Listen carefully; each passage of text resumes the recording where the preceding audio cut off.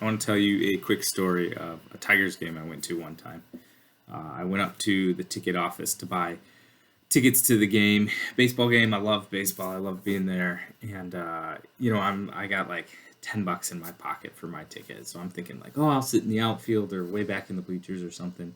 And some guy walks up to me and goes, "Hey, do you have tickets?" And I said, "No, I'm gonna just buy them up here." I thought maybe he'd try to like sell me some deal or something like that. And he's like, "Well, no, you can have these." And he hands me a piece of paper.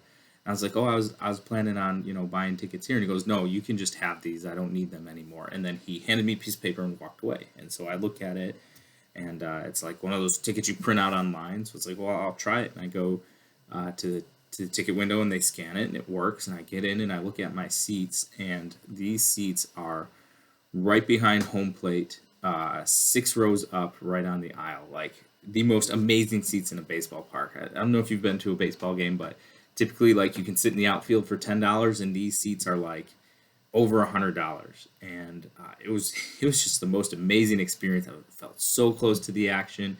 But not only was I so close to the action, just had these amazing seats, but it has never happened to me before. I'm sitting there watching the game, and an employee from the park comes up, walks up to me, and I'm like, "Oh no, like busted! Like these were fake tickets! Like there's no way somebody handed me like $150 tickets just like that." Comes up to me while I'm seated and says, "Hey, can I get you anything to drink? Can I get you a hot dog? Can I grab anything for you?" And I was like, "No, I'm okay." They're like, "Okay, well, if you need anything, just come get me." And then later, the hot dog guy came by and he just handed me a hot dog. He's like, "Here, you can have a hot dog." And like I'm getting like treated like a king in these seats that I didn't pay for. I never had an experience like this before. It was just so amazing. And so the reason I'm telling you this story is that we all like to be served, right? We all like for us to take it easy, for us to feel special, for us to feel important, and for other people to take care of our needs.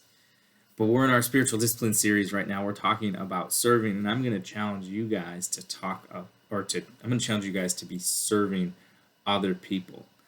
Some of us like to serve, and that's great. We love doing service projects. We like getting involved in things. We like being involved in church service. But I'm going to challenge you to take that a step further. We like it when there's excitement, when there's value, when we get something out of it, like going on a mission trip and building a house, and we serve a lot, and that's good. And I'm not saying that that's wrong or bad, but we have excitement and value, and sometimes we get the free pizza out of it, or we get to see like something amazing. But I'm going to challenge you to serve when service is slow and when it's mundane, when other people don't see it. See, because God wants us to serve not just in the big moments, not just in the visible things, but in the slow things, in the mundane things. It's a guy named Don Whitney. I've been reading his book as I've prepared for these videos, and he has a quote that's just so good. He says, "The discipline of serving is like that. Although no more spiritually grand and noble way of life can be found than living in response to Christ's summons to serve, the daily realities of such a life often appear as lowly and pedestrian as washing someone's feet." He's saying we can't only serve when it's convenient or exciting to us. He's saying that true service is that day in, day out, serving others and serving the Lord in the mundane things, the things that people don't realize or recognize, the things that they're not looking for. Let's open our Bibles to John chapter 13, and I'm going to read verses 1 to 17. This is the story of Jesus serving, Jesus washing his disciples' feet. So if you have a Bible, follow along with me. I'm going to read it verses 1 through 17 here. It says this. It says, "Now before the feast of the Passover, when Jesus knew that his hour had come to depart out of the world to the Father, having loved his own who were in the world, he loved them to the end. During supper, when the devil had already put it into the heart of Judas Iscariot, Simon's son, to betray him, Jesus, knowing that the Father had given all things into his hands, and that he had come from God and he was going back to God, rose from supper. He laid aside his outer garments, and taking a towel, tied it around his waist.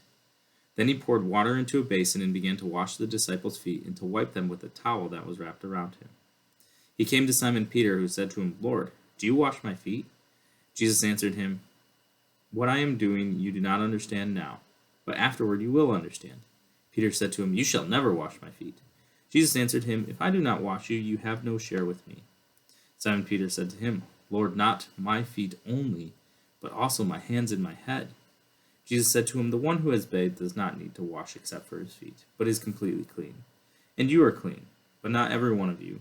For he knew who was to betray him, and that is why he said, "Not all of you are clean." When he had washed their feet and put on his outer garments and resumed his place, he said to them, "Do you understand what I have done to you? You call me teacher and Lord, and you are right, for so I am. If I then, your Lord and teacher, have washed your feet, you also ought to wash one another's feet. For I have given you an example that you also should do just as I have done to you.